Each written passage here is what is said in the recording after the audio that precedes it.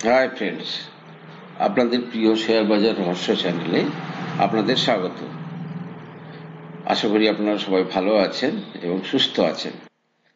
Friends, আজকে main Holi, সবাইকে হোলির প্রীতি শুভেচ্ছা এবং অভিনন্দন রইল। আপনাদের হোলি ভালো কাটুক। ফ্রেন্ডস, রেলওয়ে সেক্টরের একটা শেয়ারকে আমি বারবার ধরে একটু এড়িয়ে চলছিলাম, স্কিপ করছিলাম আর কি। কিন্তু কমেন্টে অনেকে মানে রিকোয়েস্ট করছে যে আপনি একটু আরভিএনএল শেয়ারটা নিয়ে একটু ব্যাখ্যা করুন। তাই আমি ভাবলাম আজকে আরভিএনএল শেয়ারটা রেল বিকাশ নিগম লিমিটেড, এবং এই শেয়ারটাতে একটা বড় এক্সাম্পল যেটা আমার নজরে এসছে সেটা হচ্ছে, যখন কোনো শেয়ারের পি এক্সপানশন হয়, অর্থাৎ ট্র্যাডিশনালি একটা শেয়ার কোন ভ্যালুয়েশনে ট্রেড করবে বা করছে, কিন্তু যেই বিজনেস সিনারিও পরিবর্তন হয়ে গেল, অর্থাৎ ব্যবসার যে সিনারিও চেঞ্জ হয়ে গেল, তখন তার কিভাবে পিইটাকে মার্কেট, অর্থাৎ তার ভ্যালুয়েশনটাকে মার্কেট অনেক হাইতে দিচ্ছে, তার বেস্ট এক্সাম্পল হচ্ছে এই RBNL, rail Vikas Nigam limited. Friends, প্রথমে আমি একটু এর এতে চলে যাব, ফান্ডামেন্টালে চলে যাব। ফান্ডামেন্টালটা আগে আপনাদের জানার দরকার আছে। প্রথমত, কোম্পানিটা প্রায় 52,000 কোটি টাকার কোম্পানি, ঠিক আছে। বর্তমানে 35.8-এর পিইতে ট্রেড করছে, এবং শেয়ারটার বর্তমান প্রাইস প্রায় 250। এর ফেস ভ্যালু হচ্ছে কত? 10। কি করে? ধরুন, যেভাবে Larsen and Toubro infrastructure development করে, অলরাউন্ড ইনফ্রাস্ট্রাকচার ডেভেলপমেন্ট, তেমনি ভাবে আরভিএনএল রেলওয়ের যত সমস্ত বড় বড় মানে কাজকর্ম, যেমন ধরুন মানে লাইন বেছানো, সেখানে লাইনে গজ কনভার্সন, নতুন line, rail electrification, major Bridges, বড় বড় ব্রিজ যেগুলো, workshops, production units, and sharing of freight revenue with railways as per concession agreement entered into Ministry of Railway। অর্থাৎ রেলওয়ের সমস্ত বড় বড় প্রজেক্ট বাস্তবায়িত করার জন্য এরা কিন্তু কাজকর্ম করে, ঠিক আছে। মূল জিনিসটা এইটুকুই আপনারা জানুন, জানলে এর চেয়ে বেশি জেনে খুব বেশি দরকার নেই। এবারে আমি চলে যাব এর বিজনেসটা কেমন চলছে। তার আগে দেখি ফ্রেন্ডস, শেয়ারটার ইকুইটি ক্যাপিটাল কত। ইকুইটি ক্যাপিটাল কত? 2085 কোটি। ফেস ভ্যালু কত বলেছিলাম? 10। অর্থাৎ আমি যদি ডিভাইডেড বাই 10 করি, মার্কেটে শেয়ার কত আছে? 208 কোটি। 208 crore শেয়ারস আছে। সেকেন্ড, রিজার্ভ কত আছে? 5,823 কোটি, ঠিক আছে। কিন্তু দেনা আছে 5,981। অর্থাৎ এক্ষেত্রে যদি দেখা যায় দেনা এবং রিজার্ভের মধ্যে ডিফারেন্সটা অত্যন্ত কম আছে। ইনভেস্টর দেখব, গভর্নমেন্টের শেয়ার, প্রেসিডেন্ট অফ ইন্ডিয়া, উনি হোল্ড করে আছেন 72.84%, ঠিক আছে। ফরেনাররা ধরে রেখেছে 2.6, ডোমেস্টিক প্লেয়াররা 6.8, এই করে 72, 375, 681, পাবলিকের কাছে আছে মাত্র 8.5। অন্যান্য মানে রেলওয়ে শেয়ারগুলোর সঙ্গে এর যে মূল একটা ডিফারেন্স আমার চোখে পড়েছে, সেটা হচ্ছে এর বিজনেস ভলিউম প্রচুর, কিন্তু মার্জিনটা কম। ধরুন 5% মার্জিন, আমি যদি দেখি 2015 থেকে 5% মার্জিনে কাজ করছে, 21 থেকে 6% মার্জিনে কাজ করছে। এবং যদি আপনি সেলস দেখেন, 2021-এ 15,400 কোটি টাকার সেলস হয়েছিল, 992 কোটি টাকার প্রফিট। 22-এ 19,382 কোটি টাকার সেলস, 1,110 কোটির প্রফিট। 20,282 সেল হচ্ছে, 23-এ 1,421 কোটি টাকার প্রফিট।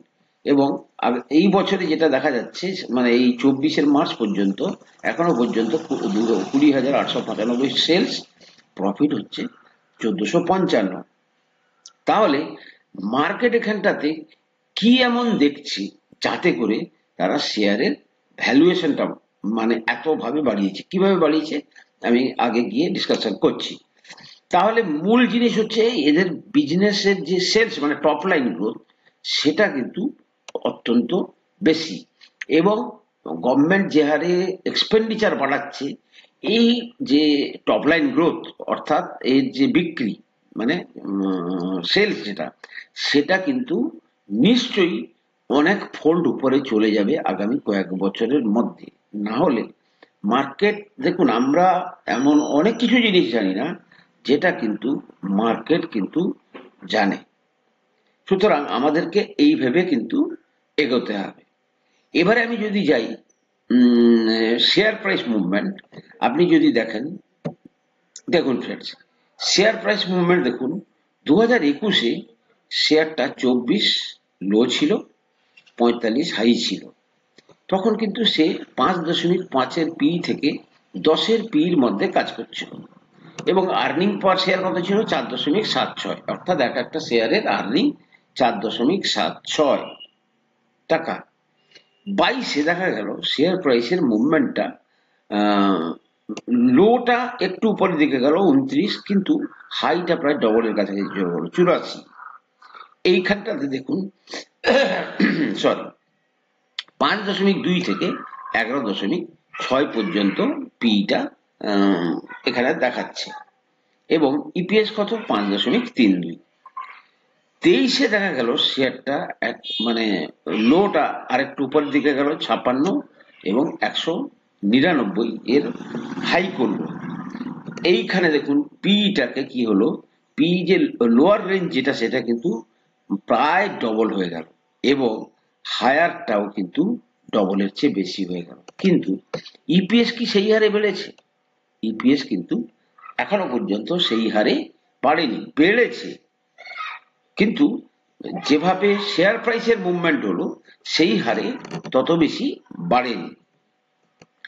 এখন ফ্রেন্ডস, মেন যেটা এখন আমাদের দেখার, যে 2024-এ শেয়ারটা ধরুন এখনো পর্যন্ত যেটা দেখা যাচ্ছে 177-এর লো করেছে, 345-এর হাই করেছে, 26-এর পিইতে এবং 38-এর পি, এই দুটো রেঞ্জের মধ্যে কাজকর্ম করছিল, মানে 26 পি থেকে 38-এর পি।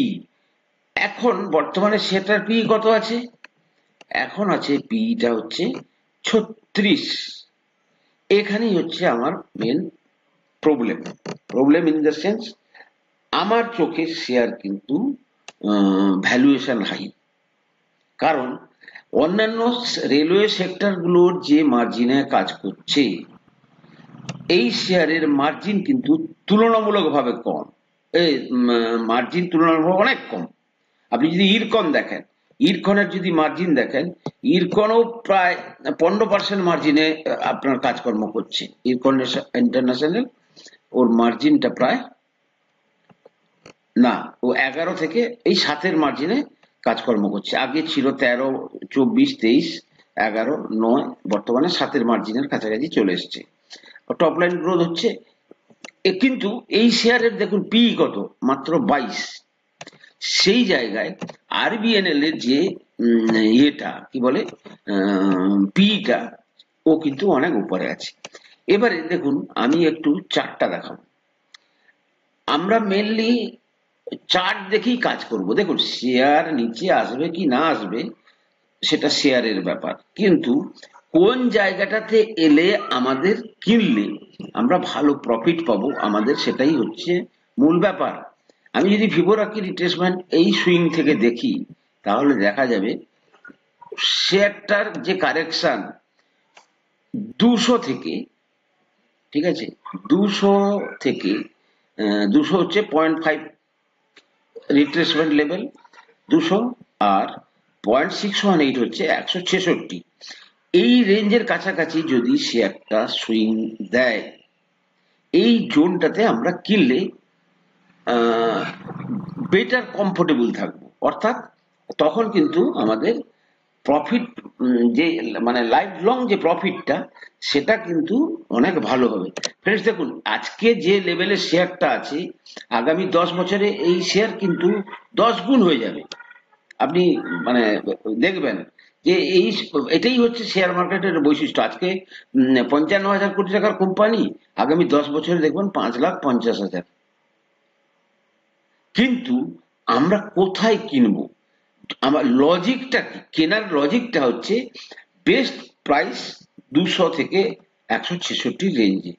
কিন্তু আর আর যে লং টার্ম ইনভেস্টরদের ক্ষেত্রে যদি আমি কাউকে বলছি যে 10 গুণ হয়ে যাবে, সে তাহলে প্রতি মাসে এসআইপি আকারে এই শেয়ারে ইনভেস্ট করতে পারে, তাহলে তো তার কোনো অসুবিধা থাকা উচিত নয়। সুতরাং দুটো জিনিসকে এক করলে চলবে না।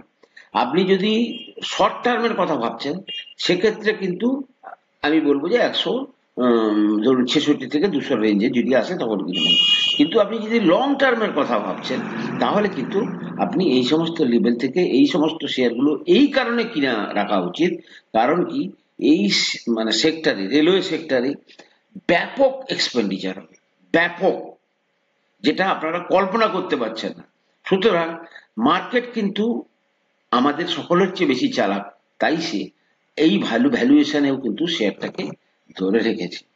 ফ্রেন্ডস, আরবিএনএল শেয়ারটাও খুব ভালো এবং সরকারি কোম্পানি, ফেলিওরের কোনো চান্স নেই। সুতরাং এবং এরা ভালো ডিভিডেন্ডও দেয়।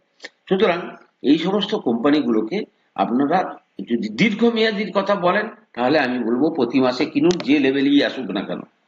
আর যদি খুব প্রচন্ড শর্ট টার্মের কথা ভাবেন, তাহলে বলবো একটু দেখে শুনে কিনতে হবে। ফ্রেন্ডস, আমি কোনো সেবি রেজিস্টার্ড অ্যানালিস্ট নই। কোনো শেয়ারে কেনা বা বিক্রির আগে আপনারা কিন্তু আপনাদের অ্যাডভাইসারের পরামর্শ নিয়ে তবেই কিন্তু কেনা বা বিক্রির সিদ্ধান্ত নেবেন। ভালো থাকুন, সুস্থ থাকুন, চ্যানেলটাকে লাইক করুন, সাবস্ক্রাইব করুন, শেয়ার করুন। আপনাদের হোলি ভালো কাটুক। কথা হবে পরের এপিসোডে।